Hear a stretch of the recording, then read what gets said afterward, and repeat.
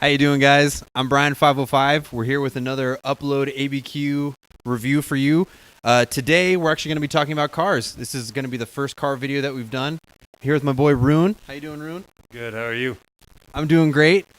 We're going to be talking about this BMW project that Roone's working on. Before we get into that, we're actually going to talk about Roone a little bit, kind of introduce you guys to him. Roone, why don't you talk to us a little bit about who you are and how you got into cars? Well, thank you, Brian 505. I appreciate the opportunity. I'm Roone. I'm 25. I grew up here in Albuquerque, well, on the other side of the mountain. When I was a senior in high school, I got my first turboed car. It was a Subaru WRX, kind of the typical. A lot of kids get that, Started learning things from there. Things started to break. Things started to go wrong as they do on those cars, and Sure. either you have big pockets or you get a set of tools and you start figuring it out on your own. So that's where it all kind of started and went from there. That's awesome. So what can you tell us about this car that you're working on right now? What sort of frame are you working with? This is a 1986 325E. I bought it for $400 from some homies in the South Valley. It had a little bit of rough work. They thought the engine was seized. It turns out it had a big hole in it. Not really, it was seized. I'll give them that. But there was more to this story. To be honest, the show Roadkill kind of got me into this sort of project. They did an episode on a Datsun that they picked up for $500 and threw like a junkyard engine and a junkyard big ass turbo on it, and I was like, well, let me start looking for something around that price range. I found this, and I talked him down a few $100 because it had some work to do, and started from there. So that's great. What would you like to do with this car? What are your big dreams for where this car is going to go? Well, it started out with just a simple build project. I just wanted to find something cheap. It's kind of my first like full-on swap or build, and I read up about the Fox Body 5.0 engines, the 302s being relatively easier, and they're pretty cheap, So that's kind of where I started on this, and from there I just started taking things out. It started with the engine, and I moved over here, and I got this garage, and it just started to get crazy. And actually, Matt was over here, my buddy, and we took out all the glass one day. And right then and there, I was like, it's got to get a roll cage now. So my budget, doubled, tripled. It just started to go up and up and up. And here we are, complete shell. There's nothing left. What can you tell us about the car that's going to be donating the engine to this BMW? Well, I was looking around on Craigslist trying to find just a 302 out there, just a block. I looked at a few. They were mostly in pieces. Impossible to tell anything. So I started to look for junkyard 5.0s, that we could just check out, get. I looked up this one. I had talked to a few people. Nothing was really piquing my interest, and I went and looked at this 82 4i hatchback, and I don't know. I fell in love with it. It was, he had a little bit of work done to the engine already. It had GT40 heads and an E303 cam. So, just a little bit of performance things that I was already kind of looking for. And it was, a full car. It was the right price. I talked him down a little bit, of course, and just the way it goes. And, even going there, I didn't even really like the 4i hatchback. It's kind of it was the uglier Mustang, in my opinion. As soon as I drove it away, I fell in love. I was like, oh my God, this thing is so much fun. And that's where I went from there, So that's the engine that we have in front of us now? Yes, sir. Yes, sir.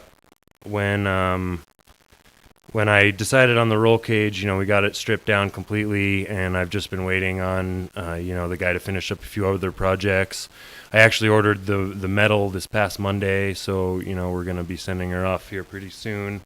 But in the meantime, I was like, well, me and Matt actually were out doing burnouts in the Fox Body, we're like, well, we got to get some in while she's still in one piece and break her in right. And we broke, this is the distributor, and it's not supposed to spin like how it's spinning. there's a gear. It goes down into the engine and it sits on a gear on the camshaft.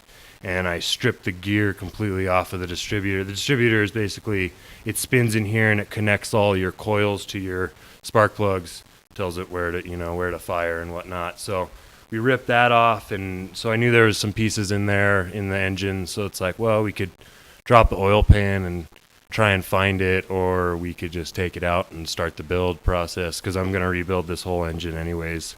Yeah. And getting the engine in, do you anticipate that to be an easy process or a difficult process? It's not the hardest engine to fit in there, but it's not a walk in the park. There's some modifications to the tunnel that you got to make to fit the trans in there. The exhaust has to be flipped around, and there's a few ways you can do it. You can modify your steering knuckle a little bit, and then do some custom exhaust.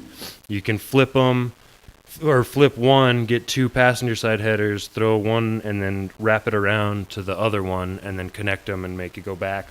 Or the way that I'm going to do it, which is the cheapest and probably the loudest way, is to just flip them both forward, send them out the front and in front of the wheels.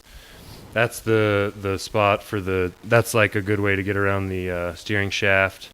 Steering knuckle. The oil pan, I got to convert it to a front sump oil pan. Then I have to notch it out to fit the steering rack. It doesn't fit that. Yeah, there's a handful of others too. Yeah, so it sounds like there's a lot of work to be done. What do you think is the number one thing about this engine that you're the most excited about making this a part of this build? Pissing people off.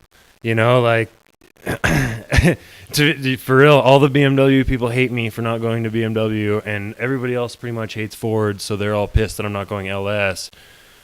I don't know. Fuck them. I agree. I honestly think it's a really cool element to add to this build. Ultimately, when this car is finished, what kind of other elements would you like to add to it to really put your own stamp on it, to really make it your own? Well, it's going full drift build pretty much. So the engine isn't just going to be a stock 302. Also, I'm going to stroke it to a 347 stroker kit, put a even bigger cam in it. A few fuel upgrades. I'm going to redo the entire fuel system. The stock fuel system is completely out of it. I'm going to do a fuel cell with a sump, and it's a whole bunch. And then, the roll cage, obviously, all the subframes right now, before they go back in, are getting a total overhaul. Doing new control arms, new wishbones, new steering rack, new brakes, new hub, pretty much everything, new shocks, new everything except for the piece of metal that holds it all together, really. Is there anything about the project that you're really concerned about? Are there any particular things that you're kind of dreading in the months to come? I think remembering things, like which, where, how to route things, because all the brake lines, that's kind of, it's all there, and, I just got to remember where I put it, or where I took it off, and I took plenty of pictures, but there's always something that it's like, where the fuck? But, yeah, not really. I'm hopeful. I was trying to, I had an ambition to get it done this next June. But the way the roll cage and just, how much time that stuff takes, it might still happen. I don't know. That's a ton of work before now in June though. So that's kind of like my biggest, just cause I've, had it for so long, want to get it done and do other things and, have fun in this. But other than that, I don't have a ton of concerns, Yeah, getting it done in the next 6 months, that sounds ambitious, but I have no doubt that you can do it. I think you've got a lot of work ahead of you. But so far, I've been really impressed with everything I've seen so far.